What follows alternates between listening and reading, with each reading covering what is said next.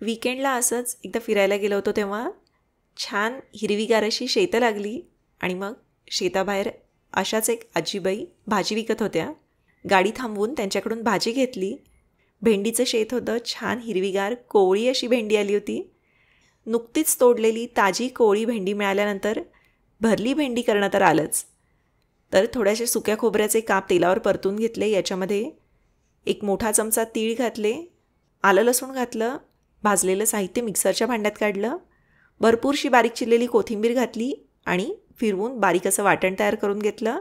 मग याच्यामध्येच नेहमीचे आपले मसाले म्हणजे लाल तिखट, हळद, धणेपूड, जिरेपूड, गरम मसाला पावडर, आमचूर पावडर, मीठ घालून एकदा फिरवून घेतलं की शेवटी खरपूस असे भाजलेले शेंगदाणे घालून ओबडधोबड असं फिरवून घ्यायचं. आणि हा जो मसाला आहे तो भेंडीमध्ये भरून घेतला. भेंडी जर का मोठी असेल तर एकाचे 2 काप करून घेतले. भरपूरशा तेलामध्ये फक्त हिंग आणि हळदीची फोडणी तयार केली आणि त्याच्यामध्ये ही भेंडी घालून छान तेलावर अशी परतून घ्यायची. उरलेला मसाला भेंडीवर घातला, सगळं एकदा परतून घेतलं की झाकण ठेवून छान अशी एक वाफ घेतली.